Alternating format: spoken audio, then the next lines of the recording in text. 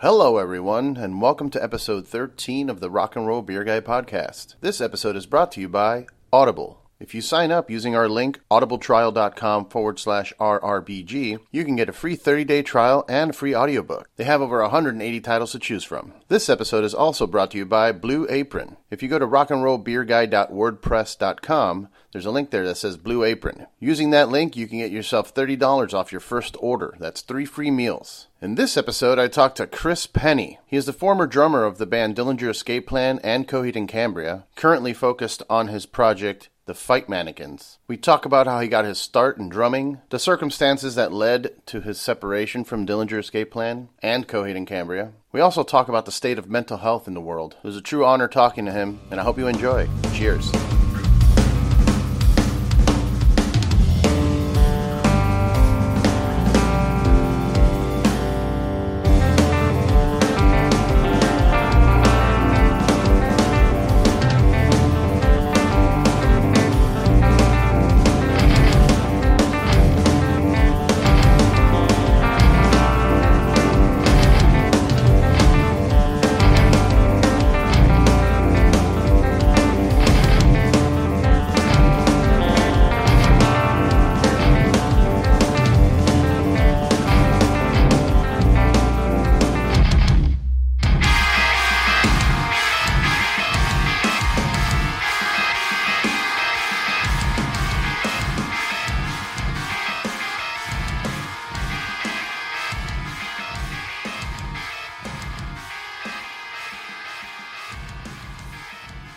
Welcome, everyone, to the RocknRoll Beer Guy podcast. I'm here today with Chris Pennie.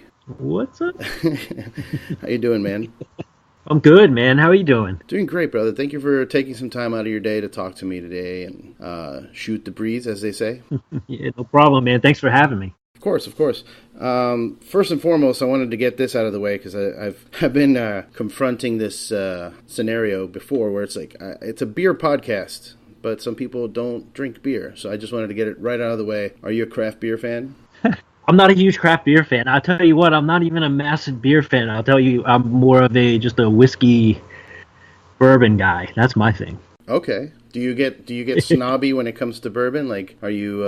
No, not at all, man. That can get nerdy as well. It definitely can, man. But I'm not that type of guy. I mean, if you give me a bottle of Makers, man, I'm psyched. I was going to ask you. Makers, I guess, is the choice. It's just, I love it, man. It's just smooth. I love how smooth it is, man. That's my thing. Yeah, man. I've been switching between Makers and Bullet. I like Bullet a lot. Yeah, Bullet's awesome. Yeah, and then sometimes, when I have a long weekend, I go for a bottle of Jameson because it's cheap. Yes. I like that as well, too. Yeah, man. I always try to get people to do pickle shots. Pickleback. Oh, pickleback, great, man. Yeah. I do not discriminate, man, when it comes to whiskey. I'll tell you that. Nice. I love it. So what is it that's kept you away from beer? Has it been like you just haven't found one that you like, or just overall does it make you feel terrible? I don't know. Yeah, I guess what it is. Yeah, it's I don't know, and like I think it's heavy. I mean, it really is heavy, man. Like I mean, you can argue it any way you want. I think it's just the way it makes me feel. Okay. So yeah. For me, like it's just whiskey. You kind of get right to it, and then and then you're good. Yeah. No, I hear you. So it's a physical thing for you. Like you don't like feeling bloated or full or whatever. Yeah. That's definitely a major thing with me. Very cool, man. So tell me a little bit about yourself. I mean, I looked online that you started playing drums when you were like 16. Yeah, I actually started when I was 12, seriously. I started taking lessons and all that. And I mean, I was really, really into metal when I was a kid, man. I mean, you're talking like 5 years old. The very, very first record I ever listened to, my pop brought home Iron Maiden, Made in Japan. Oh, wow. I was 5 years old. Yeah, so he walks in the door after coming home from work, and he says, he's like, yeah, you have to check this out. And I was like, okay. It's like G.I. Joe and, all this stuff. But music was always in the house. My parents are really, really avid listeners of all kinds of music. And my father, in particular, he was just into a lot of, real heavy rock or, metal. My parents went and saw Led Zeppelin like a bunch of times, like at Madison Square. So yeah, so they, they were really, really big into music. So that kind of, worked its way onto me. And so, yeah, growing up, it was just really big into, Iron Maiden, AC/DC, what else? I mean, it kind of took to like Beastie Boys, Run DMC, all that stuff. And then what really made me want to, yeah, dude, it was those like, License to Ill and, oh God, I'm trying to remember what AC/DC record. Well, I mean, Back in Black was really, really great, but I'm trying to remember what I listened to before that led me to that. I can't remember. Did you ever pick up that Run DMC Aerosmith collaboration?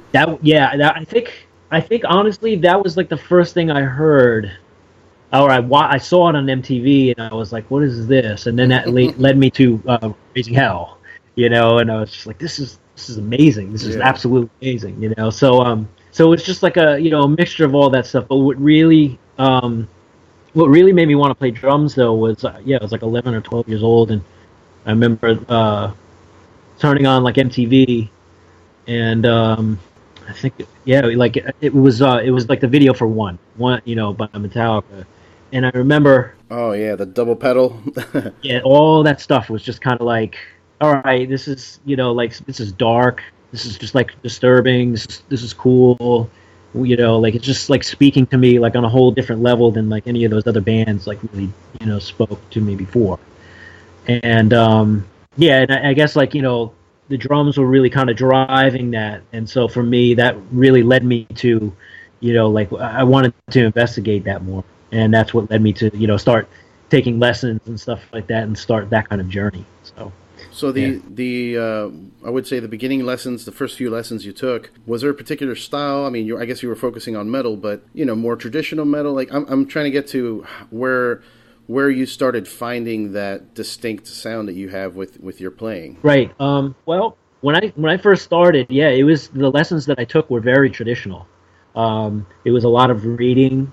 It was a lot of like the basics. I mean, it was actually really frustrating at first, man, because all I wanted to do is like, can you just show me like that middle part, like in one? Can you show me that? I would just like bug my teacher like every time we went, and he's like, "You're not like ready to play that. You can't do that." And I didn't have a kit or anything like that at the time. I just had like a pad, and my teachers was just like, you just need to go through like these books, and I'm telling you, you just got to stick with this and the basics, and you got to learn these fundamentals. And when you do, everything else will come to you quicker. And I tell you, man, for like the first couple months it sucked. Like I was just like, what is the point of this? Like I don't even understand what the point of this is.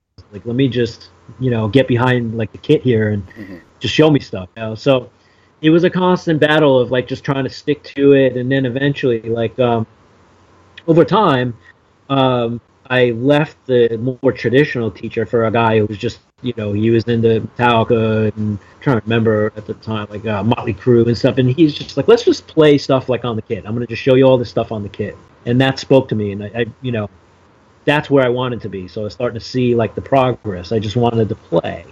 So for a good couple years of doing that, just playing on the kit, and then eventually was able to get like a cheap kit like for Christmas and that sort of thing. I started realizing that it was just like, all right, like it's cool, like playing along to like these songs, and this guy's like teaching me stuff, but I want to like advance like to like another level now. I want to get to another place, and again, a lot of the music that I was listening to at the time. So you had Metallica, and you that led me to investigate obviously deeper into bands like Slayer and stuff like that, and the whole thrash movement and bands like Violence and all this stuff. So so I was like really big into all that. But then when it started, the focus started shifting more towards like Florida with all the death metal and all that stuff, and getting into the band D-Side and Malevolent Creation and all that stuff. I noticed like the context like of the playing it just started becoming way more it was just heavier, and heavier in the sense that it was like it was just dense. Like there was a lot going on. Right. And when I that all kind of culminated when I started listening to that Death album, Human. I think a lot of people use it as like their touchstone, as a guy who he had just like a heavy context of playing with Sean, Sean Reiner. So for me, that was really like a turning point, and that led me to kind of go back to the teacher, the traditional teacher, and starting to like fuse what I was already had learned like on the kit, and then like dive back into my reading and getting into like jazz and fusion and Latin music and all of that stuff, because I was curious, but at the heart of it all, I was definitely into the heavy playing. But just to see guys like Sean, where he would list like his influences and talk about guys like Dennis Chambers and Vinnie Colaiuta and I think like Dave Weckl. There was just a whole bunch of these guys that I had no idea what he was talking about. So that led me to go check that out, and that opened more doors. Right. And that is kind of where all that stuff, the sound or the influence came from. It came from a mix and match of death metal guys, and then fusion guys and jazz guys and stuff like that. For sure. I would say that if I were to describe your style, when I tell people about like the first couple Dillinger albums, I try to sell it as jazz, and a lot of people are like, no, it's really loud. I'm like, but listen, right. But listen, it's jazz. If you pay attention to the patterns and stuff, it's there. I hear it, Yeah. And I hear a lot of drum and bass too, electronic, like Are you into that as well? Yeah, I was really, really into that at the time, because I think that was like another untapped. There was an untapped like territory, where guys were like Aphex Twin and Square Pusher and Auditor, and all those guys were just making just all this insane amount of unrealistic, I guess at the time, unrealistic patterns, and all the stuff would change like constantly. And so that was like another inspiration. But it all still kind of fell under the table of it's inspired by jazz, or it's inspired by you listen to like Tom Jenkins stuff, like all the bass playing, it's just insane, Yeah. Totally insane, the stuff he plays like on top of all that. So it was just always like guys, just like finding other, the styles of music, experimenting with it. And then what was really cool about Dillinger was we were kind of, at that time, able to throw whatever we were listening to into the band in some way, and it would come out what Dillinger was, So I thought that was always fascinating, to have a forum for that. Yeah. When it came to Dillinger, did you do? Was most of the writing you and Ben, or because I know now Ben kind of does a lot of the writing of the drumming and everything, but yeah, were you heavily involved with the writing process of the band? Yes. Yeah. Because of a lot of things. I mean, when we really started the band, the band was in flux then too, and I also had like we had like our rehearsal space basically set up in like my parents' like living room downstairs, and so like we would just take over like that whole entire living room. My parents were cool enough to let us do that, and that's awesome. We would just it was awesome. Like my parents were super supportive. I mean, they always have been. And we used to like drive them nuts, but at the same time, like they understood it. I mean, we just play and rattle all the plates like off the kitchen table. Shit would just smash all over the place, and we annoy the hell out of the neighbors. So cops were there every once in a while, but eventually it was just like it's just those guys like playing. So it's pretty cool. Yeah, but for the majority of the time, for the first, I guess you would say, like 6 or several years, the band was like in constant flux, like just I guess in ways it still is, but like people are just like coming and going, either by like tragedy or injury or not wanting to do it anymore or just other interests. And so at that time, we had just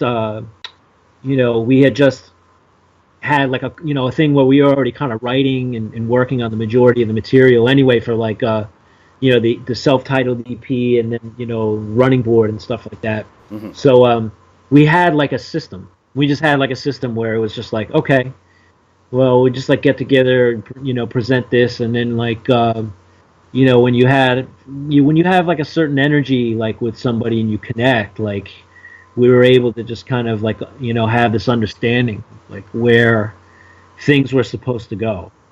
And again, like sometimes like Ben's input was a little bit more intuitive, where I would like just sit on something for like a week, and then like be like, hey man, like here's like something like I worked like on worked on like in this book, like that I've been like reading out of. It's like a fusion thing, but maybe we can make it work somehow, like in a heavier context, and Right. play it, and he just immediately get it and be like, okay, yeah, like I know what to do with this. So yeah, there was like That's awesome. a very cool back and forth. Yeah. So, and I'm sure you've touched on this before in other interviews and stuff, but I honestly don't know personally the story, but and you could say as much as you want, but I know that it was the departure was not like the best departure of when you left the band. Yeah, I'll expand on it, man, expand upon it, but like it's, man, like throughout the years and the touring and all of that stuff, it became like there's a lot of tension between everybody in the band. Well, And I'm sorry to interrupt you, but it's like I feel like that's the nature of the beast with that band. Like the music, it's so chaotic itself that it kind of engulfs you guys, your personalities at some point. But yeah, go ahead. Yeah, without a doubt. Without a doubt, it's like the mentality is definitely like a the band versus the world like type of thing, and it's good, but there was just certain things like, and I won't get into all of it, but certain people in the band wanted the band to go a certain direction, others wanted to go another direction. There was definitely a defining incident. Actually, there were two really big defining incidents that happened, and it was basically like a disagreement between one side of the band and the other side of the band over a touring situation. And we got offered like a slot to open up for a bigger band, something that we never got offered to do in the States at that time. And the band was big, really big. And basically like the offer, without clearing it with the rest of the band, like somebody turned it down, and that set off a chain reaction within like the entire band. And basically at that time, myself and Ben were like the two mouthpieces, so to speak, for everybody else. And so Ben and I had like a disagreement about it, and it went on like for days. It really went on for days, and there was a lot of crazy shit that happened, man. A lot of crazy shit. And this is post Miss Machine, right? Like this is right after it came out or around that time? It's kind of right in, actually it's right before that. It's right before that. Okay. And it was decisions like, being made, whether do we open up for this band or do we do a headlining thing. And yeah, there were just certain like, business decisions that not everybody like agreed with, Mm-hmm. And it was a lot of things. That was one of them. And another thing was that we actually opened up for another band. And this is crazy, man. There was all sorts of, crazy stuff. But basically, like, Ben quit, like, on one of the, the tours. Okay.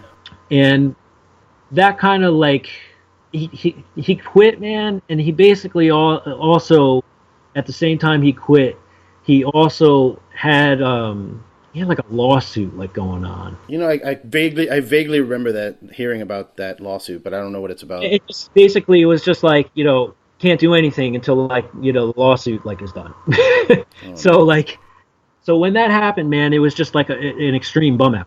It's just like, okay, like, well, like if you're working or you're doing something that you love to do and you're not really able to be, you can't really do that. Well, then that sucks, like that really sucks. Yeah. And so that led to looking into other options. And at the time that was going on, I got a call from Travis from Coheed. Mm-hmm. And he asked me what I was doing, and I said, "Man, I don't know. I mean, you basically saw like the whole meltdown, Right. like because we were opening up for them." And he's like, "Yeah, like we're going through the same thing too. Like like our drummer, like he like freaked out and he like missed some shows and stuff. And he's like, man, you should just keep in touch. And like we're going through some stuff at the moment, but maybe it'd be cool to like get together and play." And that was basically like the start of it, man. But start of me like thinking that yeah, maybe there are other options out, because right now like this is just not good, and the personality clashes are not good. Yeah.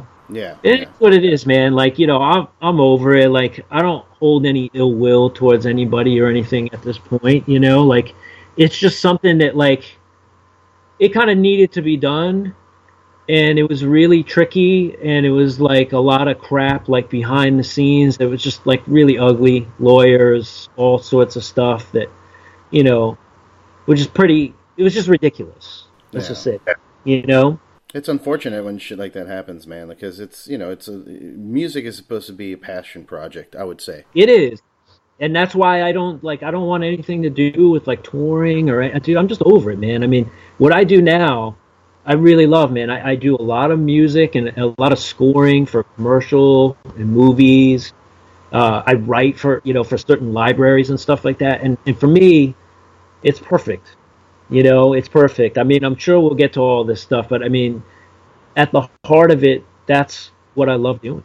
I just like you said, it's a passion project. Of just okay, like there's so much music out there, and for me, not only like as a musician, but like like I said, from the get go, from when I was a kid, um, even though my parents, they would listen to a lot of rock and roll. I mean, there was a lot of classical music. My grandma, she lived with us, Hmm. so like I was, very big into, like guys like Franz Liszt and Beethoven and Bach, and we listen to, even stuff like the Stylistics and Kool and the Gang and stuff like that. So the music is like a massive untapped like ocean that you'll just never get to all of it. Right. But what's so fun and so challenging to do, and especially now because the technology kind of permits it. Um, Right. Right. Yeah. you want to do, or you want to like tap into, you can do it.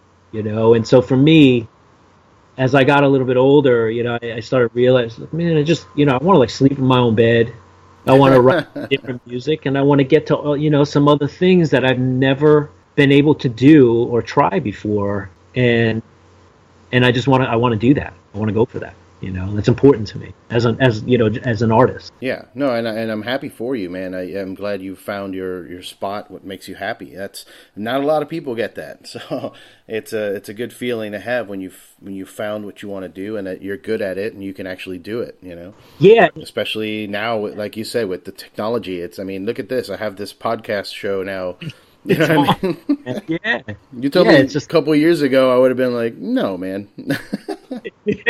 yeah. There's just no way. But yeah, now it's unbelievable. I mean, dude. I mean, my girlfriend, she lives in Germany, and we've known each other for 6 years. I've known her for a long time, but we really didn't, get serious until like 2 years ago. And because of the technology and being able to do it, consistently, Yeah. so I'm thankful for that. It's really, really cool. I mean, it allows the relationship to really work. It's And cool. and do you do a lot of traveling out there? Are you planning on possibly moving out there or her coming over here like eventually? Yeah, we're not totally decided yet on what we want to do. I mean, I mean, look, like this is a whole another topic. All this, Right, right, right, right. Trump and Yeah, stuff. yeah, Right? yeah. But you know, initially thought about when we talked about her coming here, Hmm. but I'm not totally sure right now. It might be it might be easier for me to go over there. Well, I mean, like you said, with the technology, you have the ability to do what you want to do anywhere. Yeah, You can go as long as there's an internet connection. I think you're good. yeah, yeah, absolutely. Yeah. So to go back a little bit, Was it difficult for you to transition into Coheed's style of music after being in such a crazy, hectic, environment for so many years? Yeah, I mean, the interesting thing about all of that was just you're going from songs that were 2 minutes with as many notes as possible to 6-minute songs with a lot of space. Right. And, there are certain things and techniques and things you would look at and how to approach the song. I mean, like as a drummer, when you're playing a lot of metal music, you're always pushing. You're always pushing ahead of the beat. So, for instance, what that means is if you have a click track or that sort of thing, you're always going to be ahead of it. Right. You're always playing a little bit, faster than what the click is playing. But with Coheed, it's actually the opposite. You're playing a little bit behind what the click is, and so that was something for me that was it's a challenge, trying to figure out how to lay something down just solid, and then figuring out what the push and pull is, and getting to play with different people, which is always important. Getting somebody else's take and perspective on philosophy on music, I think is always an important thing. Yeah, I remember seeing you guys. Oh, go ahead. No, I was just gonna say playing with as many people, if you're a musician, if that's what you want to do, I think playing with as many people as you possibly can is important. It just gives you a totally different outlook, because they have so many people have different ways of looking at basically the same thing. Yeah. No, I completely agree. I was a traditionalist, I don't know if traditionalist is the right word, but I would get in my zone where it was if I'm working on a music project, that's all I want to do.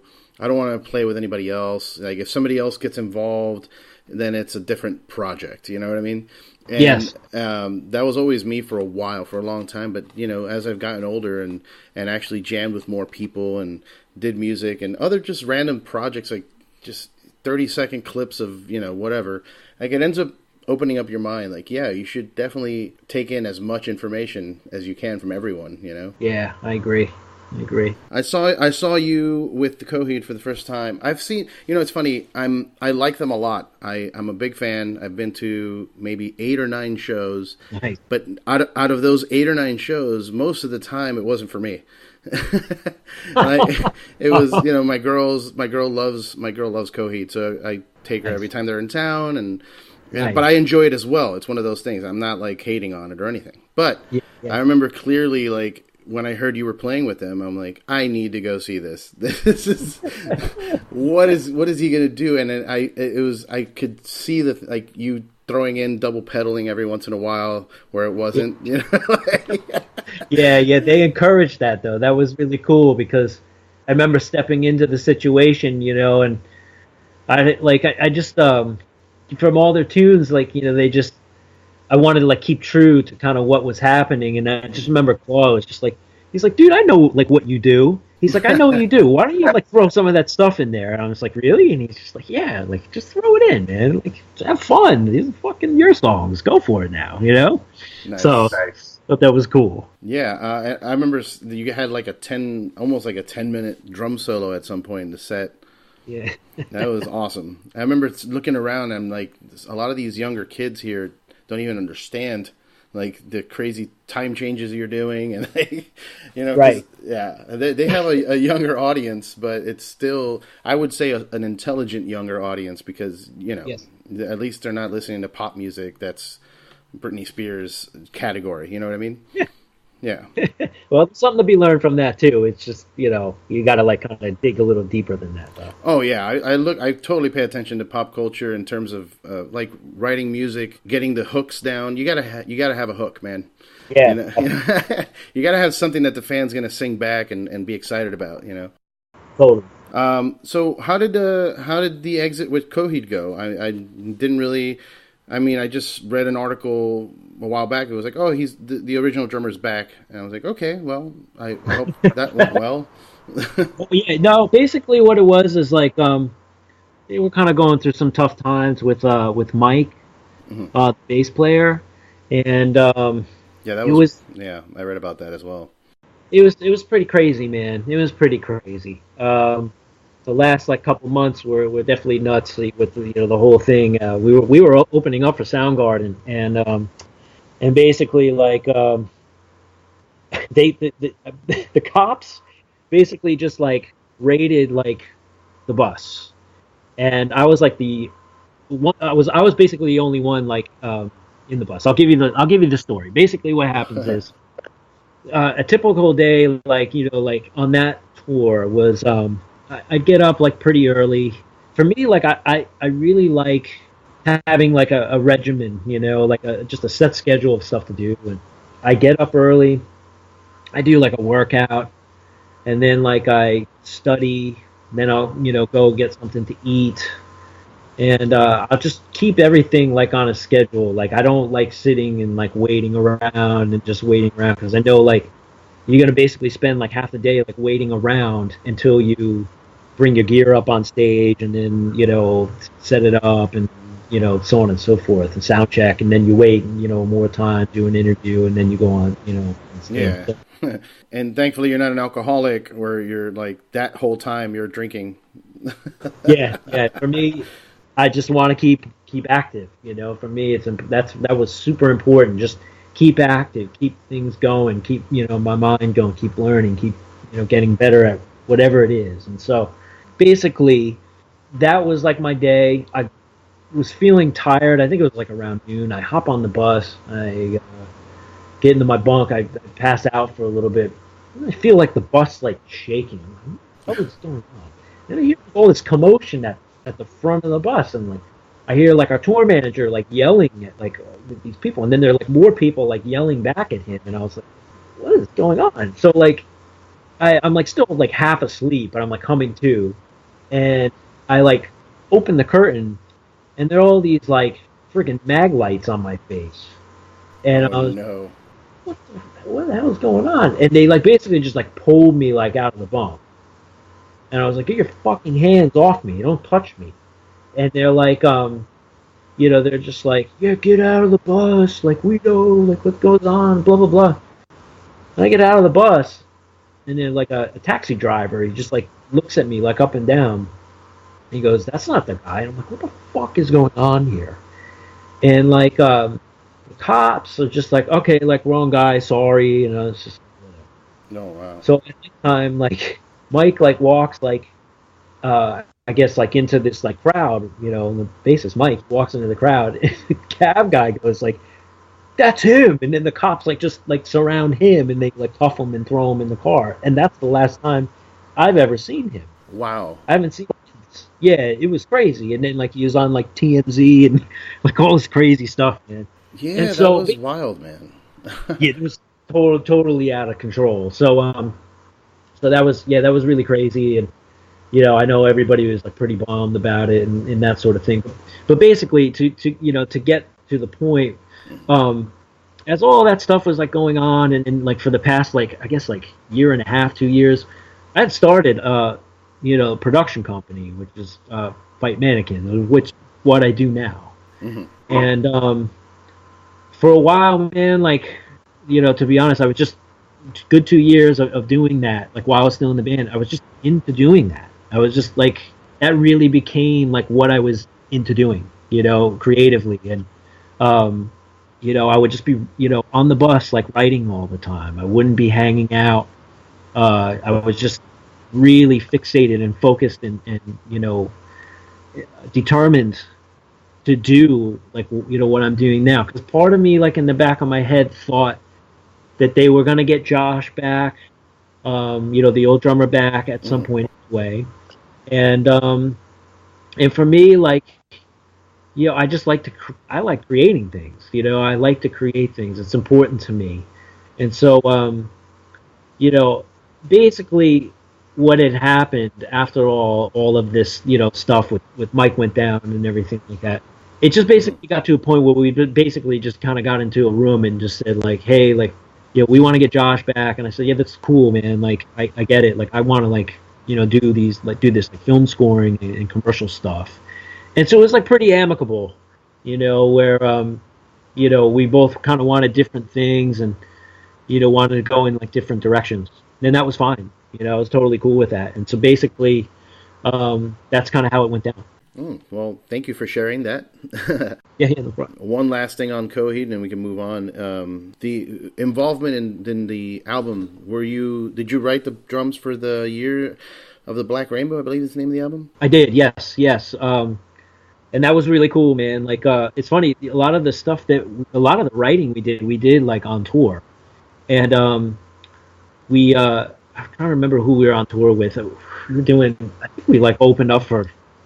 Oh man, I forget what band, but we were playing and had like decent size like dressing rooms. So I was like, screw this, man. Like, I'm just gonna get like a drum kit and like a small kit and like bring that backstage, like every time, like, and just play. Nice. And then Claude and Travis, they had like a couple little MIDI amps, and we would just Claude would just be like, I got this riff, like let's like jam on this, and then like we did a lot of practicing and jamming, that sort of thing. A lot of playing before we actually, like played our set, and that's how that record was, formulated, which was for me, besides like playing with the guys and stuff like that. Who we recorded with too was kind of influential into kickstarting what I do now, because Atticus Ross produced that record, and I was just really into like to him and his method, and and he had worked with Trent, and I'm a huge Nine Inch Nails fan. So, nice. Yeah, dude, it's for me. That's kind of what I really gravitated to, towards when the Fragile came out. Such a great record. it's like a top 5 record for me, man. It really is. Me too, for sure. It's just it's at the time too. It was just really deep. The attention to the detail and how it sounded and how deliberate he wanted to make things sound. It wasn't just like kind of get up and play. Conceptually, there was so much to it. Yeah. And between that record. And I think, what was it that came out too? I think that same year was Science Fiction by Uncle, which was James LaValle and DJ Shadow. Yeah. That just changed like my outlook like on everything. It was not about let's just like rip everything like as fast as we can. I think everybody in the band was kind of on that same level, and that's like what kind of led to some of those different songs on this machine. Yeah. So there's definitely some Nine Inch Nails influence in that, in Miss Machine. Unretrified specifically is one of those that I hear it and I'm like, I told one of my buddies, because I was listening to Dillinger, during calculating and everything. And when Miss Machine came out, he always would, like, God, that music's too heavy, it's too crazy, I don't like it. So one day I sent him Unretrified, and I'm like, hey, look, it's a new Nine Inch Nails song. And he actually listened to it and came back, he's like, that's awesome. I'm like, you're an idiot. Yeah. Yeah, gotcha. Yeah. That's funny, man. That's totally funny. Yeah, so, like getting back to your point, like with Trent and all that stuff, like I'd always like wanted to dive a little deeper into that stuff. I mean, that's what I went to school for. I went to school for music tech and synthesis and stuff like that. I mean, to be honest, man, like I never really thought or had any interest in really performing. I didn't. Like, it just kind of happened. It just turned out that way. A light bulb kind of went off, and things just kind of happened. But I initially went to school. I went to Berkeley, and I wanted to just get like a job, like doing, I don't know, like working at the time, for like Roland or like Org. And now, like, we have like the software explosion, and there's all this crazy stuff going on. But like, at the time, that's like what I went to school for. That's what I wanted to do, So all this other stuff just happened, and 20 years later, like now I'm doing it. So, do you have a project in the works that's more leaning towards that? I mean, I know you had Return to Earth, and you also did that project with Joseph Perugine. I don't know how to say his name. Perugine, yeah. Joe is a really great guy. He's he's really like ambitious and like really, like focused. Hmm. So I love working with him because like every day, like he'll just, I gotta like do this thing now, or I'm gonna like, track like, 50 or 60 riffs, and I want to like do that like in a weekend, and he just goes for it. And I love that. I appreciate that. And yeah, Return to Earth is like just, it's like something for fun. Hmm. It's, again, that's like turned into, my partner, Brett, him and I do, a lot of the Fight Mannequin stuff. So for me at this point, in time where I really love what I really loved, to do is like when we get a gig that like comes in, from like, whatever, like an agency, or there's somebody that, says, hey, like, I got this, movie that I want you to do, and like, the vibe is going to be whatever, like an action vibe. Or next week it's like, oh, we're going to do like, like some Cajun, like, like swamp like rock type of thing. Or Okay. yeah, next week. Or like the guy hands me like a reference, and he's got like some Ornette Coleman like piece, that he like it's trying to go for that kind of vibe. So what I find like so enjoyable about like what I'm doing now is that uh, I get to do a bunch of different styles. Right, the variety. Yeah, and I take myself like out of the comfort zone of just saying like, yeah, like I know like how to do this. Like, I may go down like the well a little bit further of, trying to ramp up the BPM to like 240 like this time. Like it's, like that's great. Like you can push it, like in that direction. But I just decided to go a different direction and say like, well, like, I'll play a rock tune like this week, or, a jazz tune next week, or, some sort of classical tune the week after. That's, for me, that's what I really enjoy. Gotcha. So I think I was trying to ask this, but I kind of steered away from it. But so do you think a project like that would be in the works for you, like at some point? Since I wouldn't really classify Return to Earth or the Joe project like that. Yeah, they're not main project. For me, I to be honest with you, man, I don't have any interest in like, doing some sort of thing like for labels. I mean, or... Well, I mean, you don't need to do that now. You could really self-release. You record the music you love that you wanted to do in that vein, and just release it on Bandcamp. You have enough of you have notoriety. People know who you are. Yeah, I do. I definitely have like a ton of stuff that's like that's on SoundCloud and stuff like that. But okay. Yeah, like I mean, I've written a ton of stuff for stuff like Shutterstock and like just libraries, and yeah, like that project, I guess you would just say that falls under like Fight Mannequins. Okay. So okay. Yeah, like that, that type of project, or releasing that stuff. There's a ton of stuff out there. There's definitely a ton of stuff out there. Like like I said, there's a Fight Mannequin SoundCloud. There's like my own like personal SoundCloud, where I'm just constantly, if I'm not writing like something for a commercial specifically, then I'm just, let's say like I heard like the Arrival soundtrack with Johan Johansson, and I like that, and then like I decide, okay, like I want to dive down that rabbit hole for the week, and I'll write something, and then I'll just like put it up. Got it. So yeah.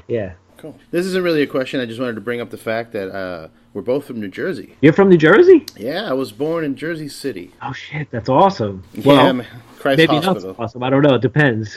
I mean, I've lost my Jersey accent, which kind of sucks. Yeah. Because I lived too many years in Miami. Okay. Yeah, I was born in Jersey City, and then I moved to Miami at age 15, and then I recently moved to LA last year. But I spent more of my life in Miami. So I picked up a Cuban accent. so let me ask you this then. So of all the three places, where do you like living the best?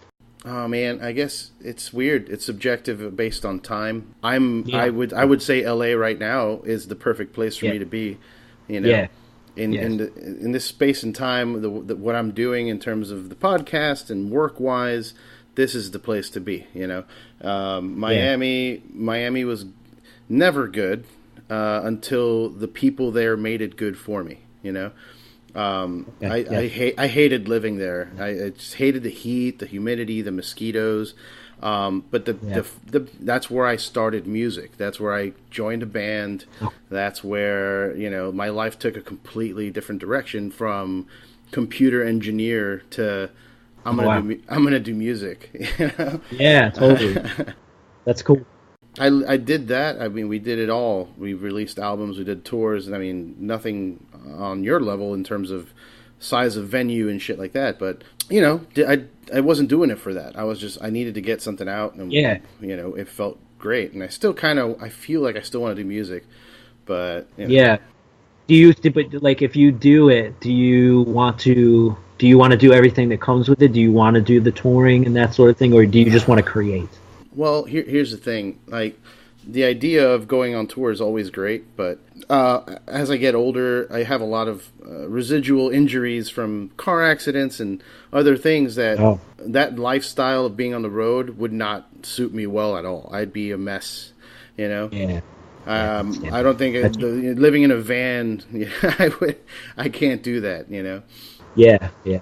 So right now I'm just I'm just going to keep producing stuff at home. I do little things here and there, like here's a song and it doesn't fit into anything else, and enjoy.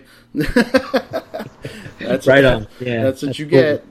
No. And if one day somebody picks it up and they're like, "Hey, we want you to do one show here or two shows or whatever," I'll do a show or two, but I will never, like, the whole grind that bands go through. Like Coheed, for example, I just saw them on Saturday. They played here at the Palladium. Wow. Yeah. Okay. Nice. Yeah, they've upped their game. Their visuals. They have these 3 screens now. It's bonkers. It reminded me actually a lot, bringing it back to Nine Inch Nails. It reminded me of the Fragile tour. Yeah, man, dude. Some of the stuff that they were doing back then, and then, like, I mean, even just like on the With Teeth tour, like, bonkers, man. Yeah, the one that they released on Blu-ray, I think that's the With Teeth tour, where they had the screen with the glass shattering at one of the songs. Yeah, it's just wild, just totally wild, man. Like, I think, oh man, when was that live record? That might have been on the Fragile tour, I think. Which one? The glass breaking? Yeah. No, that was the Besides You in Time or something. That's right. Yeah, that's right. Yeah. Which was great. Both the DVDs, I mean, the Fragile DVD was great. I watched that thing repeatedly. That could have been, right? Yeah, man. I wish they would release that on, like, higher definition or something, but still great. I'd love to get Trent, if you're listening, we want you on the podcast. Yeah.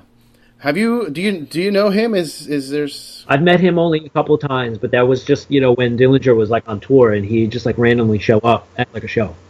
I think they'd be in the same city or something like that. Yeah. But, yeah, I mean, getting back to the Atticus thing, man, like, just watching Atticus like work was phenomenal. Yeah. Just the knowledge of like how to produce, like at the time, and what he was just doing and going for was awesome. It was really awesome. So cool to get a glimpse of. Let me ask you, if Trent and Atticus were to call you right now and say, "Hey, come play drums for Nails," would you do a tour? I don't know, man. I don't know. I mean, that would be awesome, but yeah. I mean, I don't know. The circumstances would have to be perfect. I think so, yeah. And I'm not I'm not that kind of guy that's just like, it's either, I feel like it's like you want to do it or you don't. You know what I mean? Like, right. That sort of thing. It's not I don't think it has anything to do with, accommodations or that sort of thing, because I love the music and that sort of thing, so I do it on that. But yeah, it's just the, I don't know, man, like, just knowing, like you said, like the grind of it, that sort of thing, yeah, it would be kind of crazy. All right, so a couple rapid fire fan questions that I got, because we're kind of approaching the hour mark, so I don't want to keep you too long. But it's all good, man. Current favorite bands? Man, I don't really have favorite bands. I'll tell you, like if it's favorites, it's usually composers. So off the top of my head, I would say people like Max Richter, Okay. Bora Yoon, um, guys like Oliver Arnold, composer Johan Johansson. I think he's really awesome. Oh man, the Hoxencloak, Nico Muley. Man, I'm trying to think who else. I'm gonna write all of these down, by the way. Yeah, I mean, Bora Yoon's like fantastic, man. She's like a performance artist from New York, and my aunt actually used to teach her. My aunt, she teaches choir at Northwestern, and so basically, like, she does like all this crazy stuff. I mean, like, she takes like like Samsung, like like a whole big basket full of like Samsung cell phones, and she'll just like basically compose with these things with like the different like ringtones and stuff like that, and just run effects and stuff like that. And Whoa. yeah, a lot of world percussion, and she collaborates with a lot of people, has a lot of visual people that she collaborates with, and a lot of crazy stuff. And guys like Max Richter, I'm sure you'd be familiar with, like, The Leftovers, which is a very popular show on HBO. Like, they actually took a bunch of the music off of that from a soundtrack, I think was actually called The Notebooks, or I can't remember which one it is, but I really enjoy his music. And it's just like people, like I said, man, it's just different. People are just kind of like, obtaining sound like differently, maybe looking at things a little bit differently. Just getting like a different perspective on, how things are kind of going, being made, Yeah, no, I'm a big fan of composers that do. I've been getting more into it now as I'm getting older. There's a TV series actually that I'm actually looking into right now that called Utopia. It's from the UK. Okay. And their music was phenomenal. It was something that I was really, really into. That's what got me into it. Well, my fiance got me into the show, but once I started watching it, the music is what drew me in. Okay. I'm trying to find it right now, the name of the dude. He's done work for a couple other movies and shows and stuff like that. But Utopia. I'm going to check that out. It's called Utopia? Utopia, yeah. Okay, Cristobal Tapia.Dillinger. Yeah, I got to write that down, too. It's kind of it reminds me of Clint Mansell's work. Awesome. Yeah, very like that was the first thing I told my fiance. I was like, "Hey, it sounds like the Requiem for a Dream soundtrack," So yeah, his name is Cristobal Tapia.Dillinger, and the show's Utopia from the UK because there's a Utopia in America, and it's not the same show. I don't know. By the tone of your voice, I'm kind of thinking it's not as good. Not as good. But yeah, like, it's funny. I was mentioning my fiance. We got engaged at a symphony for Final Fantasy, the video game series. I don't know if you're familiar with it. I mean, it's awesome. Hell yeah. Yeah. So Nobu Uematsu, who's the guy who's composed like the music for almost all of them up to like 12 or 13. I was a huge fan of his growing up. Super nerdy. Like, I was the only kid in high school jamming out to symphonies. Dude, that's awesome, man. Yeah. I mean, all of that stuff. I mean, it's just, I'm totally blown away by all of that. I mean, there's tons of video game guys that, like, back in the day or till now, like, I mean, it's amazing to see, like, the lineage, like, where it's come from, all the chiptune stuff to, yeah. Old school Contra and on Castlevania is like the most metal stuff you could ever hear. it's amazing, dude. Contra for me blows me away still. I can't believe it. Can't believe it, man. Then you had like Omatron, like actually like try and realize it with guitars and stuff. It's great. Yeah, no, I love those bands that are covering the chip tunes. It's great. Yeah. What is the weirdest object you've ever tried drumming on? Oh man, I don't know if there's anything like really weird or unconventional, but I mean, one of the things that I'm trying to remember who talked about this. I think this was Billy Cobham talked about this. It was some article I read, and his whole thing was like, if you gotta like, like to shoot for like the best accuracy, like try and keep like, like the space like which you're, hitting on like really small. So what he would do is, I think at first, I don't quote me exactly like on the story. I can't remember it exactly, but like he would like draw like a dot like, on the pad and then kind of like slowly, decrease the size. And I think he also used to tape like quarters, and practice like his rudiments, like on the pad. I think it went from like quarters to like nickels to like dimes, that sort of thing. Jesus. So just improve his accuracy. So I would try that. And then like I remember there were times where we would be, I don't know, somewhere in the middle of nowhere or whatever, forget like my practice pad. So I just grab like a Coke bottle and try to play like on, like do that sort of thing, like play like my rudiments like on the top of a Coke bottle without it like falling over. Wow. So then I would just like, there'd be certain nights where it just like miss like all over the place, and other nights where it'd be like, sort of on. So I always thought that was cool, So I mean, physically playing like on something like that, I always thought that was cool and unconventional. But I mean, I don't know, man. Like, I mean, you're a drummer, so if you're always like walking around with like a pair of sticks, like you're hitting everything you see. Yeah, exactly. So I mean, I don't know. I'm sure I've like, I don't know. Hits. I know I've hit somebody in the head accidentally. Throwing sticks, like. There's Venetian Snares made a whole album made entirely out of sounds of him having sex with his girlfriend. Yeah, that sounds about right. Man. Yeah, it was like smacking sounds and like suction sounds. Like, oh my god. Technology. Oh, that's so great. Yeah. And somebody wanted me to ask you about how you approach polyrhythms and some of the patterns that you create, like. There's rumors online that I've seen of like, oh, you guys just throw dice on the floor and pick the number on the dice. How do you guys really approach that?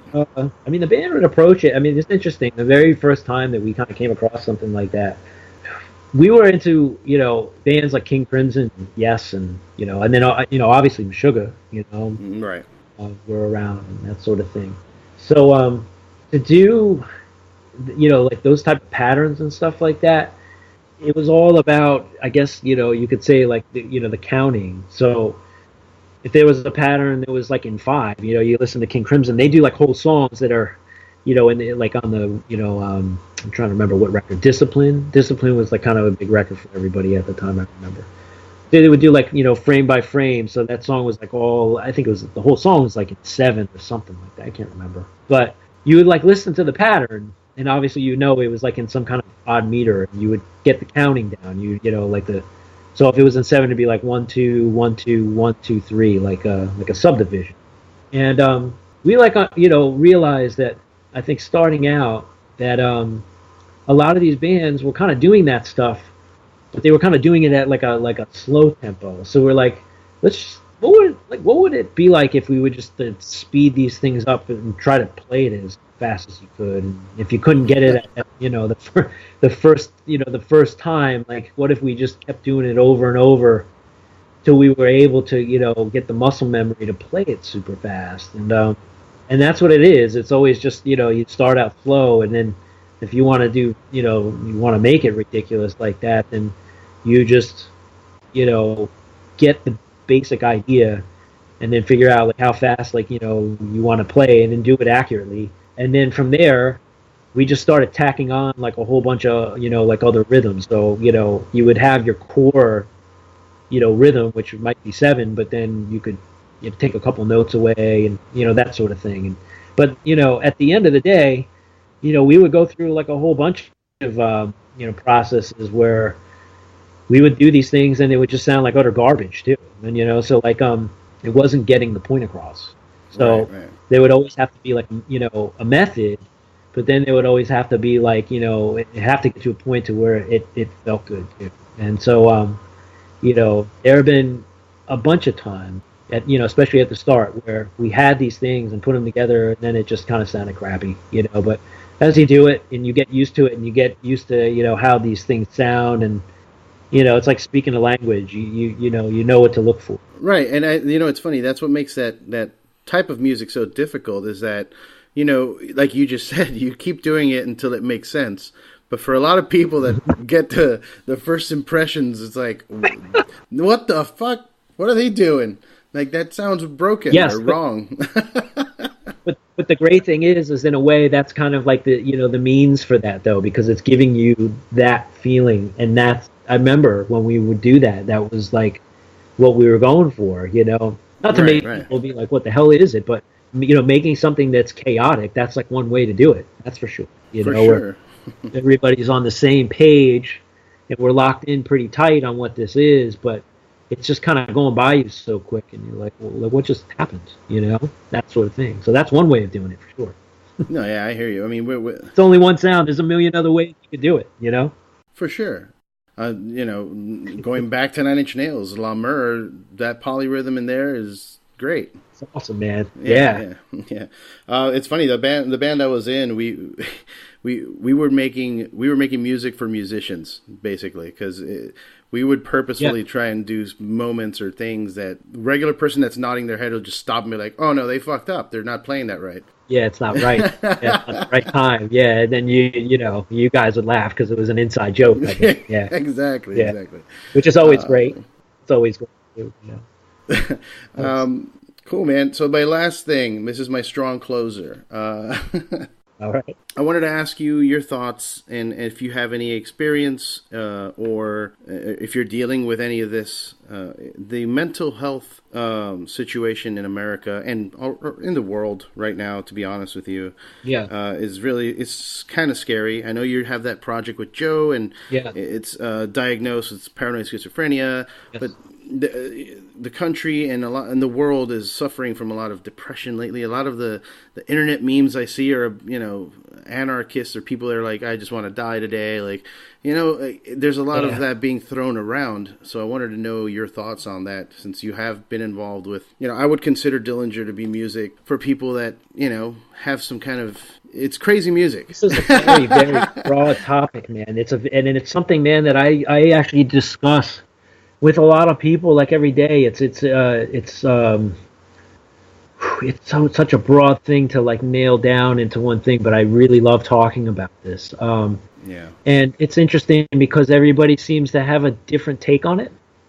I talked to my girlfriend about this a bunch. So she's an architect, and she just hopped into a new firm, and she's getting a lot of stuff thrown at her, and so it's overwhelming for her right now. So she's she's a great person, but she's definitely dealing with a lot, and so it's a lot of heavy stuff is going on in her life right now. Mm-hmm. And so I don't think she's depressed or anything like that, but it's definitely like a level of concern, and she's dealing with two bosses. One's younger, he's in his mid-30s.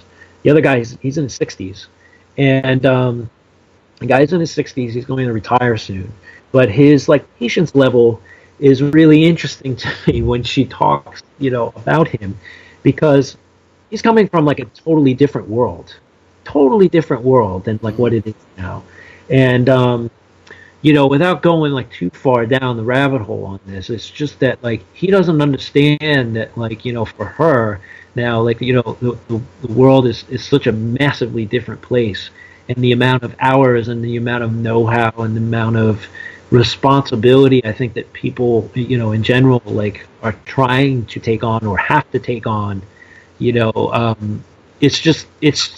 not even what it was, Mm-hmm. And his understanding is it's very short-sighted of what she's trying to do, because this guy would never have do something with the workload that she would have to deal with at this time. So it's interesting to hear her talk about it. It's interesting to talking to my partner who has a full-on family and stuff like that, and sacrificing what he is ultimately wants to do for his day job. It's interesting, the older you get, though, too, there's many different ways you can see of looking at certain things. And, I don't really have an answer. I don't have even a a way to completely, comment on all of it. I mean, yes, you do look around and it's man, it's interesting to, see what's going on, but is it different, or is it being reported more? Is it in your face more? Are these like things that like you would have seen 10 years ago, if or 20 years ago, like had this thing like like the internet, or like a forum or an outlet for these types of things existed? Or is it because there is a forum for this now, like people can output this like onto something and get it out there? I think there's an escalation aspect to it. Like, as we progress technologically, more people are putting that stuff out there. Not that I'm sure it's always been there, but not at the size. I think as technology speeds up and the universe itself expands beyond comprehension, like as it's doing that, the problems are growing as well. I don't think it's just been the same number of same percentage of the population has been mentally affected.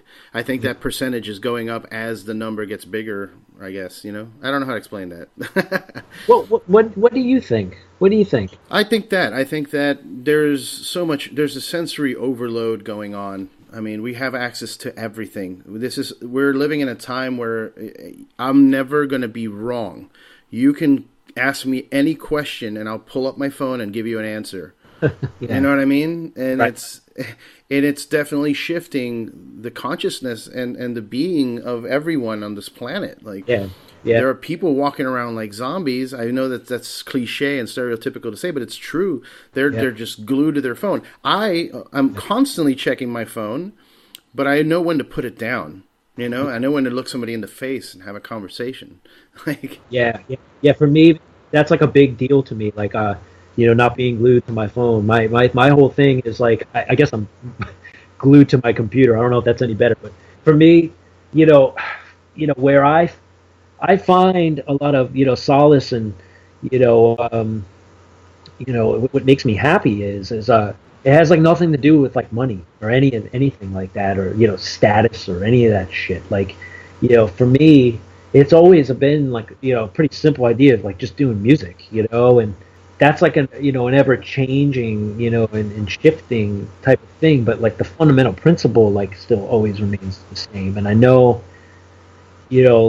I can kind of escape and do that. And even if it's my job, and look, man, like some of the stuff that goes on like with my job is like it's pretty, I'm not gonna say it's like high pressure, but it's definitely like you're trying to like create something, and then like and it's always like put on a time limit. Client calls in like on Monday and wants a thing Tuesday, and you got to like flush out like a classical piece in like like 10 hours or whatever, and so like I still it can get like a little heady, but like at the same time, like I just love it. I love the challenge. And getting back to this whole thing is like not getting tied into, I on purpose just love to just be like, I don't really totally give a fuck like what's going on right now. Like I don't like, I mean, like I want to be up on everything, but I don't know. Do I need to be up on it like every 30 seconds? I don't know. Right. No, you don't. You don't. And you're doing the right thing by burying yourself in your work, man. Like that's what I try and tell people. If you're suffering from depression or just you don't know what you're doing, or you're bored. I hate that word. I'm so bored. Are you fucking kidding me? I have no idea what it means, dude. I have no idea. I can tell you, man, in my, since I left college, I was, I don't know, 18 years old. I can't even tell you for like basically the next 20 years, I have no idea what that word means. I have no clue, And like, if I ever felt like myself like sitting still, like then I'm just doing something else. I like to keep active, Yeah. So the point I was making was that because we have access to all this information and nothing really officially, like nothing matters. You know what I mean? You go online and it's like, hey, we're getting bombed, or hey, this is happening, or hey, that is happening. What matters is what you cling on to. And a lot of people, when they get bombarded with all this information, they get numb, and that's where depression kicks in. They're like, I don't feel anything. Yes. And that's where finding something to do is key, because you can bury that. Yeah, you know what? You're right. Nothing matters except for this one thing. Go do that. Yeah, and then you just like try to move forward in that, you know. Yeah. And then, you know, if that's something that, you know, you can get something out of it, and, you know, what you put in, and that's great.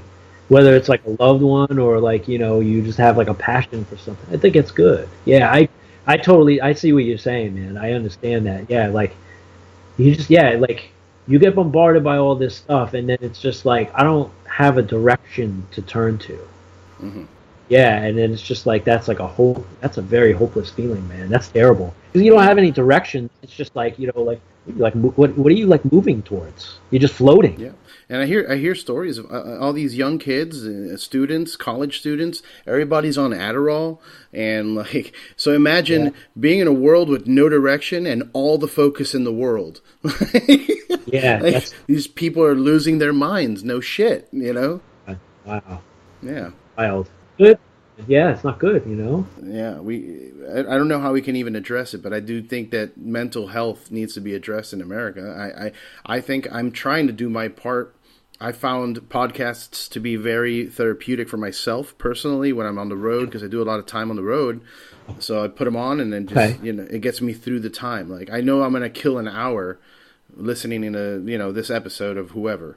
Yeah, right. And it's something to look forward to. Like, you enjoy it. Like, for me, like, you know, like TV series are like that, or movies are like that for me. I love that. You know, at the end of the night, you know, like, go, like, you know, flip something on, whatever it is. You know, Better Call Saul or Billions, or, you know, whatever. You know, let me go down, like, theaters down the street from me, so let me go watch this. And yeah, it's just, you know, in turn too, it's just I get perspective on, you know, like some of the stuff that like maybe I'm working on or get inspired, and that's good, you know. But I think it's happening all over the world.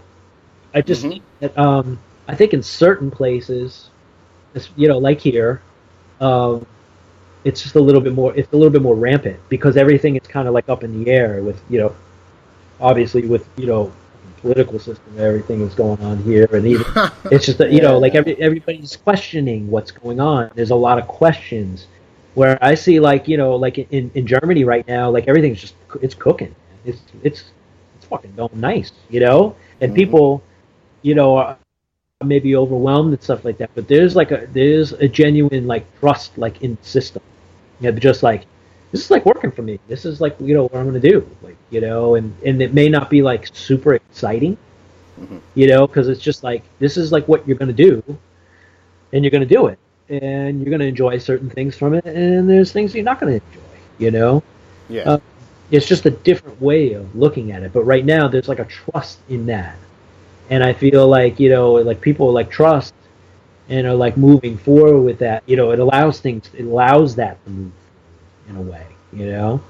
For sure. So, I don't know, but yeah, I mean, I mean, over there too, I see people like, you know, they just get like overwhelmed, and especially too, man, over there, you know, their social system, like when there's too much going on over there, they freak the fuck out.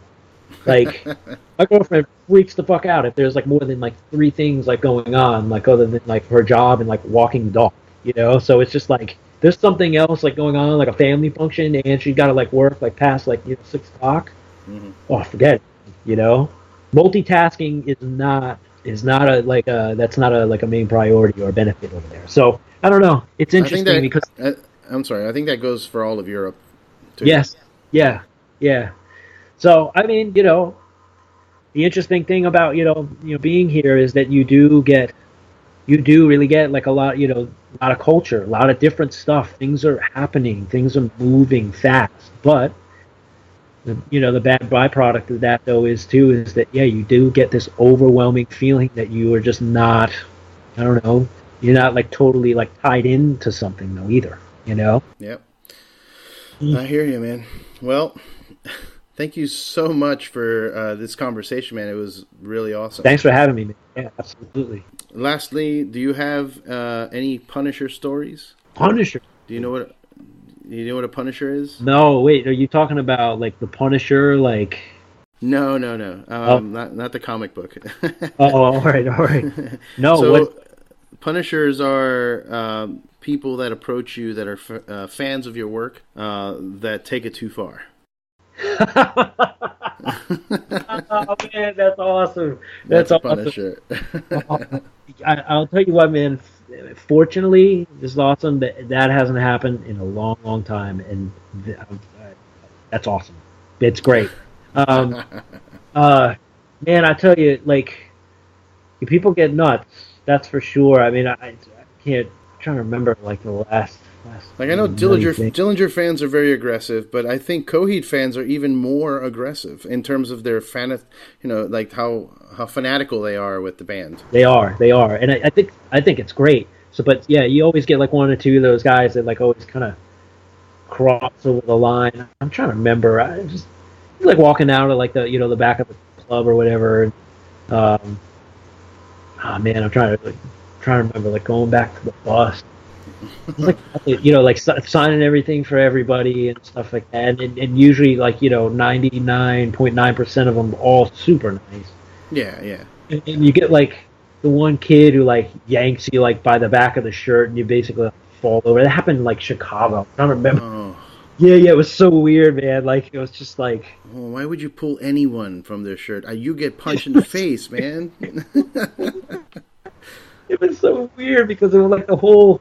It was like a lane that was like closed, and like we were all like walking, and I remember like I was like just okay, cool, like done, like good night, everybody, like and like I'm like walking towards the bus, and it's just like this like hard yank like on the back of my shirt. And I was just fuck that.